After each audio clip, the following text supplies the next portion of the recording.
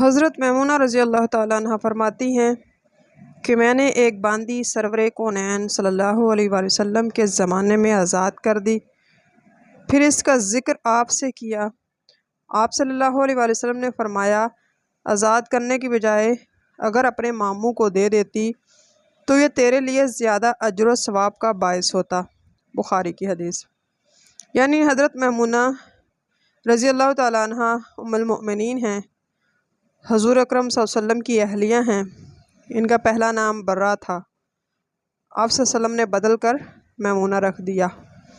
اس کے علاوہ اور بھی بعض صحابی خواتین کا نام برہ تھا، آپ صلی اللہ علیہ وسلم نے بدل کر کسی کا نام زینب اور کسی کا نام جویریہ رکھ دیا۔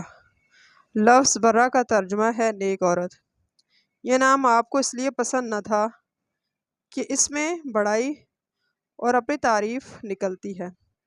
جب کسی نے دریافت کیا کہ کون ہو تو اس نے جواب دیا کہ برہ یعنی نیک ہوں، تو اس کا مطلب یہ نکلا کہ اپنے نیک ہونے کا دعویٰ کر دیا۔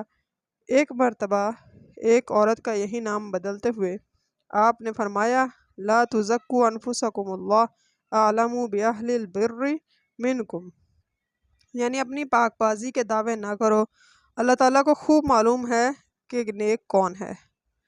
حضرت میمونہ کی روایت کی ہوئی بہت سی حدیثیں حدیث کی کتابوں میں ملتی ہیں۔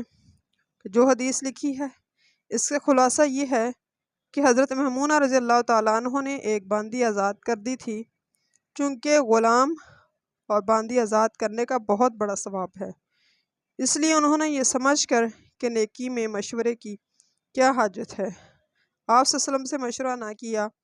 آزاد کرنے کے بعد جب آپ سے تذکرہ کیا تو آپ نے فرمایا، تمہارے ماموں حاجت مند ہیں۔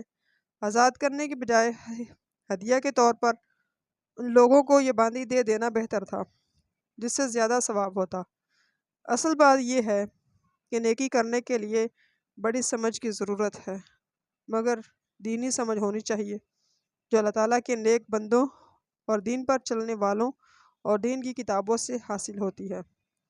اگر انسان میں دینی سمجھ ہو تو زیادہ سے زیادہ ثواب کما سکتا ہے۔ شیطان کی یہ کوشش ہوتی ہے کہ کوئی مسلمان مرد عورت نیکی نہ کرنے پائے، لیکن اگر اس نے کمر ہمت باندھ ہی لی تو کام کرنا طے کر ہی لیا، تو اب شیطان کی کوشش یوں ہوگی کہ اس کی نیکی کمزور اور گھٹیا قسم کی ہو۔ یہی نیت خراب کرتا ہے۔ کہیں کسی کے ساتھ اچھا سلوک کرنے کے بعد احسان جتلانے ابھار دیتا ہے، اور بھی شیطان کے بہت مقصد ہیں۔ اللہ تعالیٰ ہم سب کو محفوظ رکھے۔ اللہ تعالیٰ سے دعا ہے کہ اللہ تعالیٰ اپنوں سے محبت کرنے کی توفیق عطا فرمائے، آمین۔ ویڈیو اچھی لگے اس کو لائک کریں، چینل کو سبسکرائب کریں تاکہ آنے والی ہر ویڈیو کا نوٹیفیکیشن آپ کو مل سکے۔ وما علینا الا البلاغ۔